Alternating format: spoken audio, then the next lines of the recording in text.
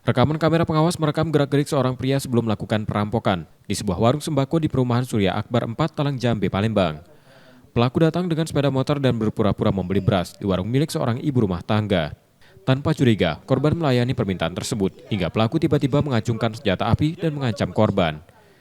Ketakutan, korban terpaksa menyerahkan kalung emasnya senilai 20 juta rupiah yang sedang dikenakan. Ia sempat berusaha mengejar pelaku namun upayanya gagal. Setelah pelaku kabur, korban mendapati senjata yang digunakan ternyata hanya pistol plastik mainan. Peristiwa ini sudah dilaporkan ke polisi. Banyak beli beras, kata dia gitu. Udah beli beras, berapa sekilo beras? 16.000 kata ibu. Terus udah beli berapa? Beli sekilo. Masuklah ibu, dia ikut masuk. Nuntutin ibu. Udah ibu timbangin sekilo. Udah nambah lagi lah bu, setengah kilo jadi sekilo setengah. Udah ibu selesai jadi sekilo setengah beras, udah ibu mau kasihkan ke dia kayak gini. Terus dia nodongin kayak gini. Apa yang ditodongin? Ibu diginiin pakai pestolan yang itu tadi. Bukan nggak tahu kalau itu pestolan. Oh, belum tahu awalnya. Iya, belum tahu awalnya. Kiranya ya pistol kan gitu.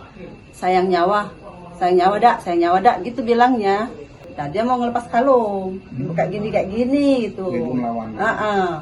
Udah, terus dapat kan kalung ibu. Udah, terus dia keluar. Nggak tahu kalau pistol dia tuh jatuh. Kalau tahu pistolannya jatuh ya mungkin ibu sekalian aja kejar masih di motor kan. Ibu kan mikir kalau ditembak kayak mana kan. Dalam 1 bulan terakhir, tercatat sudah 4 kasus serupa terjadi di kawasan tersebut. Warga berharap polisi segera mengungkap dan menangkap pelaku yang meresahkan mereka. Reski Oktora, Muklas Diferensial, Kompas TV, Palembang, Sumatera Selatan.